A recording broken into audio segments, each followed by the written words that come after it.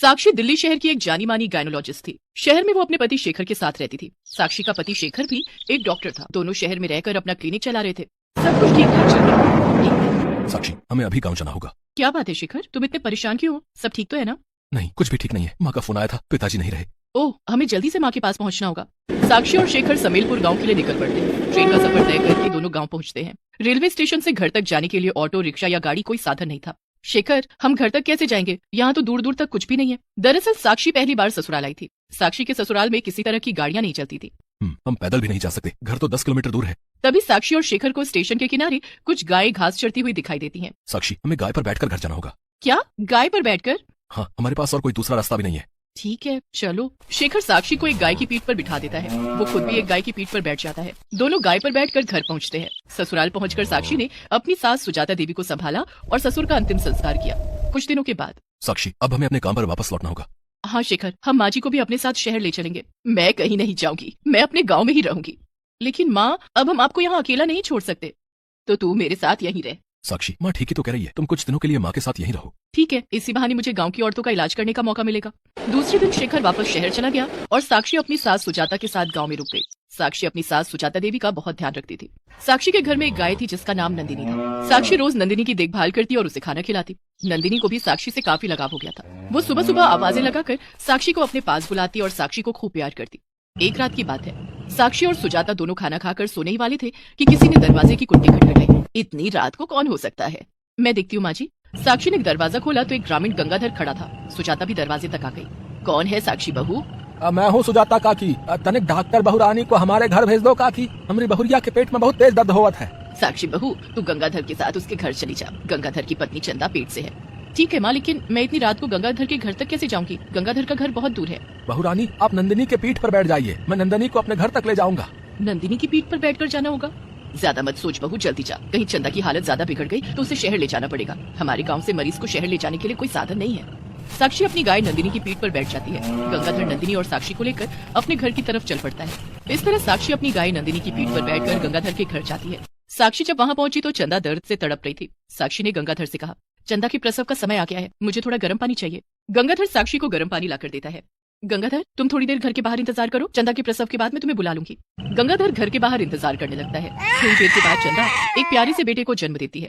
साक्षी ने चंदा की सेफ डिलीवरी करा दी थी। बच्चे को अपनी गोद में लेकर साक्षी घर के बाहर आती है और गंगाधर को बुलाती है। गंगाधर, चंदा को बेटा हुआ है, तुम्हें पिता बनने की बहुत बहुत बधाई। आपका बहुत बहुत धन्यवाद बहुरानी। आज आप गाँव में नहीं होती तो हमारी चंदा और हमारे बच्चे को न जाने क्या हो जाता। इतनी रात को हम चंदा को शहर के बड़े अस्पताल भी नहीं ले जा सकते थे ना। चिंता की कोई बात नहीं गंगाधर, अब मैं आ गई हूँ ना। अब मैं हमेशा गांव में रहूंगी और गांव की औरतों का मुफ्त इलाज करूंगी। मैं समय समय पर चंदा को देखने भी आती रहूंगी।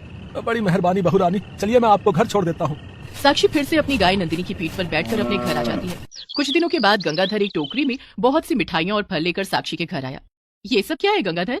बहुरानी, हम गरीबों के पास आपको देने के लिए फीस के पैसे तो नहीं है। मैंने सोचा कि क्यों ना अपने बगीचे के कुछ आम आपके और सुजाता काकी के लिए लेता चलूं। और ये देसी घी की मिठाइयाँ हैं, मैंने खुद अपने हाथों से बनाए हैं।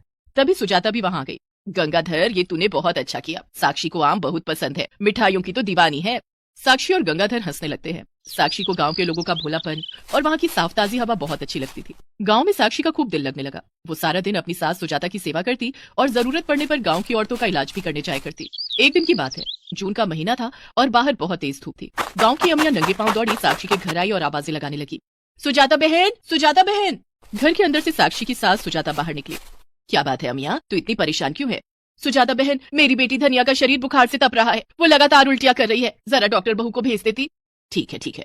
सुजाता घर के अंदर गई तो साक्षी खाना बना रही थी। साक्षी बहू, अमिया की बेटी की तबीयत बहुत खराब है, तुझे बुलाने आई है, लेकिन बाहर बहुत तेज धूप है। इतनी धूप में कहीं तेरी तबीयत ना खराब हो जाए। मैं उससे कह देती हूँ कि अभी तू सो रही है, शाम को चली जाना। नहीं माँ जी, अगर धनिया को कुछ हो गया तो? मैं एक डॉक्टर हूँ और मरीज की जान बचाना मेरा पहला कर्तव्य है। मैं अमिया के साथ उसके घर जाऊंगी। सुजाता के मना करने पर भी साक्षी अमिया के साथ जाने के लिए घर से बाहर निकलती है। तभी नंदिनी आवाजें लगाने लगती है और साक्षी की तरफ आने की कोशिश करती है। नंदिनी, मैं थोड़ी देर में आ जाऊंगी। इतना कहकर साक्षी अमिया के साथ जाने लगती है। तभी नंदिनी खुद का छोड़कर दौड़ती हुई साक्षी के पास आ जाती है, मानो वो साक्षी से कह रही हो कि मेरी पीठ पर बैठ जाओ, मैं तुम्हें ले चलूंगी। साक्षी नंदिनी की पीठ पर बैठ जाती है और अमिया के घर पहुंचती है। वहां पहुंचकर साक्षी धनिया की नब्ज देखती है। अमिया, तुम्हारी बेटी तो माँ बनने वाली है, लेकिन इसकी उम्र बहुत कम है। कच्ची उम्र में माँ बनने के कारण जच्चा और बच्चा दोनों की जान को खतरा हो सकता है। तुम्हें धनिया के खाने पीने का बहुत ख्याल रखना पड़ेगा। ठीक है बहू रानी, मैं धनिया का बहुत ध्यान रखूंगी। अब बच्चा होने से पहले से ससुराल ना भेजूंगी। धनिया की शादी 15 साल की उम्र में हो गई थी। कच्ची उम्र में मां बनने के कारण वो काफी कमजोर हो गई थी। साक्षी ने शहर में अपने पति शेखर से कहकर धनिया के लिए कुछ दवाइयां मंगाई और धनिया को दे दिया। इस तरह साक्षी हमेशा अपनी गाय नंदिनी की पीठ पर बैठकर गांव वालों के घर जाती और ग्रामीण औरतों का मुफ्त में इलाज करती। बदले में गांव के लोग साक्षी को कभी अपने खेत की सब्जियां, कभी फल, कभी अनाज, तो कभी दूध, दही, घी देकर जाते। गांव वालों का प्यार देखकर साक्षी बहुत खुश थी। गांव के लोग सुजाता देवी से साक्षी की तारीफें करते। सुजाता, तेरी तो किस्मत खुल गई। साक्षी बहुत अच्छी लड़की है। वो गांव की औरतों का मुफ्त इलाज करती है। दिन हो या रात, हर समय औरतों की सेवा के लिए हाजिर रहती है। हाँ, मेरी बहू है ही इतनी अच्छी, वरना आज के जमाने में कौन शहर की लड़की गांव आकर रहती है, वो भी सास के पास। मेरी बहू तो लाखों में एक है, लाखों में। एक दिन साक्षी और सुजाता दोनों खाना खा रहे थे। तभी साक्षी ने सुजाता से कहा, माँ जी, हमारे गांव में लड़कियों की बहुत कम उम्र में शादी हो जाती है और कम उम्र में बच्चे को जन्म देने के कारण लड़कियों को बहुत सी शारीरिक तकलीफों से गुजरना पड़ता है। साक्षी बहू, लेकिन गांव की यही रीत है। गांव में हमेशा से यही होता आया है। इसे तू नहीं बदल सकती। मैं कोशिश तो कर सकती हूँ माँ जी।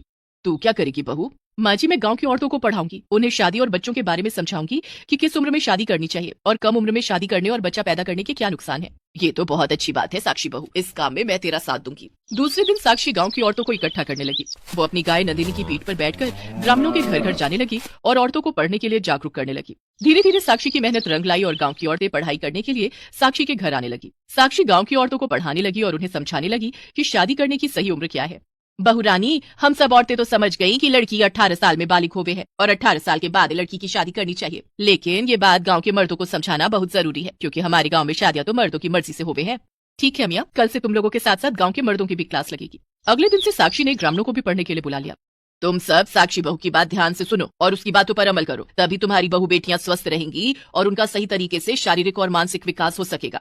ठीक कहत हो सुजाता बहन, डॉक्टर बहुरानी जैसा कहे हम सब वैसा ही करेंगे। साक्षी अब ग्रामीणों को पढ़ाने लगी, उन्हें शिक्षा का महत्व बताने लगी। लड़के और लड़कियों के बालिग होने की सही उम्र और उनके बालिग होने के बाद ही उनकी शादी करनी चाहिए, ये भी बताया। धीरे धीरे गांव वालों पर साक्षी की पढ़ाई का असर होने लगा और वे सभी जागरूक हो गए। अब सुमेलपुर गांव में लड़कियों की शादी कम उम्र में नहीं होती थी। गांव वाले अपनी अपनी बेटियों और बेटों को पढ़ाने लगे।